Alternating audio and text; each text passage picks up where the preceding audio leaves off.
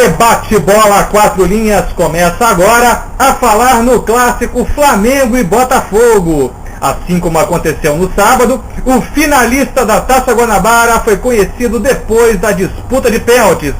Ronaldo Angelim marcou de cabeça no primeiro tempo, Louco Abreu empatou no segundo, mas nos penais deu Flamengo 3-1.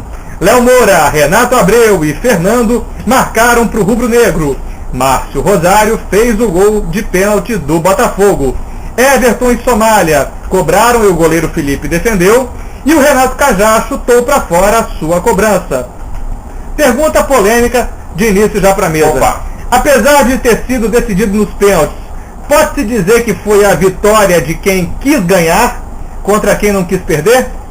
Olha, como eu falei, né?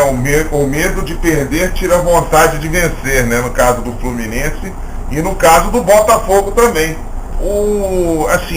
Os dois treinadores, eu acho que queriam amarrar o jogo no princípio. Só que tem que o Flamengo estava um pouco menos amarrado no princípio do jogo, vamos dizer assim. E aí, tanto é que fez o gol logo no início, aos 14 minutos, com o Ronaldo Angelim, né? Mas o Botafogo continuou dentro das amarrações táticas. Você acha que o gol de empate do Botafogo foi achado?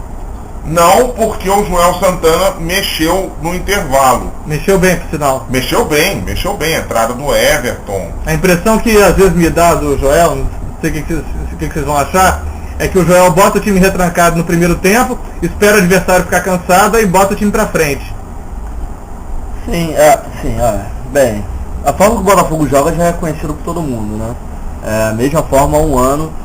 E assim, o Joel acabou escalando o Rodrigo Mancha, né? Acabou surpreendendo de certa forma. Mas o Botafogo entrou no primeiro tempo simplesmente para marcar e tentar segurar o jogo. No Botafogo você via quem cada jogador iria marcar. Tava certinho ali, o Rodrigo Mancha tava pegando o Ronaldinho Gaúcho, o Arévalo pegava, acho que o Fernando quando subia. Tava a marcação certinha no Botafogo. O Somália pegava o Thiago Neves. Sim. Mas aí você vê o problema, o Botafogo não tinha criação. Né? O Botafogo, o primeiro tempo. O Botafogo jogou com 3 zagueiros e 3 homens de marcação. Isso. E o Renato Cajá então sacrificado com isso. Sacrificado. E a única válvula de escape do Botafogo era o Márcio Azevedo na esquerda, que chegou até a criar algumas boas jogadas, mas depois parece que cansou e abriu uma avenida pro Flamengo. O Flamengo se fez nas costas dele no primeiro tempo. O jogo no primeiro tempo foi um jogo ruim. O Flamengo também não conseguiu criar grandes jogadas. O Botafogo... Mas criou um pouco mais que o Botafogo. O Botafogo não criou nada. O Botafogo estava cometendo muitas faltas na lateral da área. Tanto que o Flamengo usou muita bola para a área. Tanto escanteio como falta lateral. E o gol saiu de escanteio. O gol do Ronaldo Angelim. Cobrado pelo Thiago Neves, com o Angelim, como faz gol de cabeça, né? Fez mais um. Principalmente em decisão, né? Sim. O Flamengo entrou melhor no primeiro tempo. O Flamengo jogou num 3-4-3, né? Com o Thiago Neves e o Ronaldinho Gaúcho jogando praticamente como atacante. Com a bola. Sim. Até porque o Ronaldo Angelim na lateral esquerda seria pouco o Angelim fez o terceiro zagueiro, né? Olha, amigos, eu vi o jogo por um panorama diferente de vocês. Eu achei o melhor jogo da primeira fase do Campeonato Carioca, com boa apresentação dos dois times. Depois do gol do Ronaldo Angelim, o time do Botafogo não sentiu, pelo contrário, fez pressão em cima do time do Flamengo. Foi um jogo emocionante para quem assistiu. Olha, eu não achei que o Botafogo fez pressão não, muito pelo contrário. Eu achei territorialmente até avançou um pouco. Só que tem que o Botafogo, por ter o Louco Abreu na frente, ele estava tentando cruzar muitas bolas para o Louco Abreu. Tem que a defesa do Flamengo, bem colocada que estava, ela não estava deixando a bola chegar no Louco Abreu. O Botafogo fez muito bem, explorou aquilo que tem se tornado a excelência do time do Botafogo, que é a bola aérea, a bola alçada na área. O time do Botafogo tem explorado isso bastante e deu susto, sim, no time do Flamengo, ainda no primeiro tempo. Sim, mas você vê, eu concordo que o jogo foi bom a partir do segundo tempo. O segundo tempo foi uma partida muito boa, muito emocionante. O primeiro tempo foi um primeiro tempo ruim, que o Flamengo técnicos mexeram bem. Sim, que o Flamengo tomou conta do primeiro tempo. O Flamengo fez 1-0, o Botafogo não criou chance, o Flamengo tinha a oportunidade de fazer o 2-0, que o Jefferson fez uma defesa espetacular. Uma belíssima cabeçada do Thiago Neves. Sim. Então, aí o que aconteceu? No segundo tempo, o Joel tirou o Márcio Azevedo e colocou o Everton. Com isso ele ficou com 2 armadores, abriu o Somália na esquerda, né, para fazer... Somália de novo jogando improvisado. Sim, mas entrou ali para marcar o Léo Moura, né, e ficou com os 2 armadores. Aí que você vê, o Botafogo quando botou a bola no chão, melhorou muito. Criou oportunidade, empatou o jogo e teve até chance de virar a partida. Depois o Flamengo conseguiu novamente equilibrar o jogo, teve até algumas oportunidades. O jogo ficou aquele jogo lá em casa. Sim, do Negueba, que entrou, acho que foi o melhor jogador do Flamengo na partida, mesmo entrando só no segundo tempo. Ô Leandro, agora para você uma pergunta tática. O trio de zaga do Luxemburgo ou o esquema defensivo de João Santana? O que pareceu mais eficaz? O trio de zaga do Flamengo... Não, como eu disse, Vinícius, eu não vou optar por nenhum dos 2 esquemas como o que se saiu melhor, não. Eu acredito que foi um jogo difícil. Por mais que a defesa do Botafogo apresentasse alguma deficiência, o goleiro complementava. Então, assim, não foi fácil para nenhum dos times. Não teve facilidade a ponto de ter pressão a todo momento. Os times chegavam, porém com muita dificuldade, depois de diversas tentativas, porque os defensores de ambos os times apresentaram uma boa defesa, na minha opinião. Eu gostei bastante do jogo. Agora, mais uma polêmica para a mesa.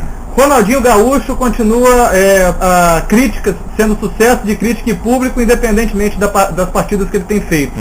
Você acha que ele já está merecendo um pouquinho de crítica, alguma sacudida do tipo, começa a jogar? Olha, Ronaldinho Gaúcho fez quantos jogos, hein?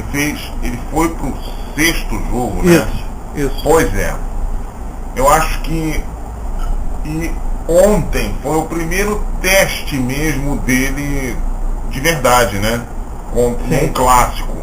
Sim. Entendeu? Olha, se ele continuar jogando não sendo a figura principal do jogo durante mais alguns jogos, realmente ele já vai merecer um pouco de crítica. Entendi. E você? Mas contra o Muricy ele não foi mal, não. Eu tô gostando da atuação dele, ele tá esforçado, procurando participar do jogo, dar chance até o Flamengo. Já tem uma crítica assim pro Ronaldinho. O excesso de vontade dele tá tornando ele em alguns lances violento, o que não é do histórico dele. É verdade. Então, ele fez algumas faltas que, dependendo do árbitro, poderia levar até um cartão amarelo. Então, para ele maneirar um pouco mais nas chegadas, porque não é do feitio do Ronaldinho chegar nas bolas como ele chegou ontem no jogo. E ele chegando como centroavante, vocês acham que dá certo? Eu acho que foi uma variação tática para esse jogo em si. Eu não acredito assim que o Luxemburgo pensa em usar em muitas partidas o Ronaldinho nessa posição. Ele já usou o Ronaldinho alguns minutos contra o Muricy. Assim, tanto é que ele fez um gol de cabeça. Mas na entrevista coletiva, o Luxemburgo falou que usou ele nessa posição contra o Muricy já pensando na partida contra o Botafogo. Já era uma variação tática pensando no clássico da semifinal da Taça Guanabara. E até só voltando a falar do Ronaldinho Gaúcho, eu não achei que ele fez uma partida nem boa nem ruim. Mas para um jogador do nível do Ronaldinho Gaúcho, sempre se espera algo muito diferente. É claro que a gente não pode esperar que ele jogue o mesmo que jogou em 2002, que jogou no Barcelona. Sim, mas mesmo assim eu acho que ele pode ser mais participativo do que ele tem sido. Acho que ele tem sido um jogador comum. Agora, do lado do Botafogo, Everton já merece uma vaga de titular? Sem dúvida. Sem dúvida. Certeza. Ele não pode ser reserva nesse time. E vai uma crítica pro Joel. O que ele falou, o medo de perder tira a vontade de ganhar. O Joel Santana, ele entra pra não perder o jogo. Tanto que o Botafogo, ano passado no Brasileiro, foi o que? O recordista de empate. Recordista de empate em casa. Tanto que o Botafogo, qualquer partida que ele tem que sair para ganhar o jogo, ele tem dificuldade. Vídeo dos últimos jogos contra time pequeno no Campeonato Carioca. Empatou com o Macaé, empatou com o Bangu. Sim, o Botafogo tem muita dificuldade, porque o Botafogo a jogada do Botafogo é manjada. O Botafogo não tem saída de jogo. Não tem saída. A única saída do Botafogo no primeiro tempo era pela lateral esquerda. O Renato Cajá armando o time totalmente sozinho. Totalmente. E o Renato... a marcação em cima do Renato Cajá fica mais fácil. O Renato Cajá, apesar de ser R10, não é tão talentoso quanto o R10 do Flamengo. E quanto ao Everton ganhar a vaga de titular, eu queria ressaltar outro que, ao contrário, deve perder a vaga, que é o David. Acho que não dá mais pro Luxemburgo apostar nele, ele precisa ser barrado e trocar ele por algum das novas práticas que o Flamengo tem aí para lançar. Vanderlei. E não é de hoje. Ou o Diego Maurício. E salientar também a excelente partida desse menino Negueba, entrou muito bem no jogo, colocou fogo na partida, levou... Pra ser sincero, Fernando, qualquer um no lugar dele. Qualquer um dessas três opções dos homens de frente, né? Mas olha só, eu teria medo, se eu fosse Vanderlei, teria medo de colocar o Diego Maurício ou o Negueba para não queimá-los, né? Então eu esperaria o Vanderlei voltar de contusão. Última pergunta. Joel Santana atribuiu pênalti à loteria. Vocês concordam? Não. O time do Flamengo treinou pênalti em todos os dias da semana que antecederam a semifinal da Taça Guanabara. Ou seja, já prevendo uma possibilidade do jogo para ir para essa condição. Não sei o que critério já adotou, mas ele não fez treinamento de pênalti em todos os dias de preparação. Aí pode ter influenciado. Aí deu pra ver que o Everton e o Somália bateram muito mal. Mal mesmo. Com todo respeito assim, ao Felipe, o Felipe teve seu mérito de defender, de acertar o canto e tal, mas deu pra ver que os pênaltis não foram muito bem batidos. É porque o goleiro tem 50% de possibilidade de pegar o pênalti, né? E o pênalti é psicológico. O melhor e o pior do Flamengo, o melhor e o pior de Flamengo e de Botafogo e a expectativa para os próximos jogos das duas equipes no próximo bloco. www.youtube.com/blog 4 linhas www.youtube.com/blog 4 linhas, o 4 em numeral. 4 linhas, a comunicação está no ar.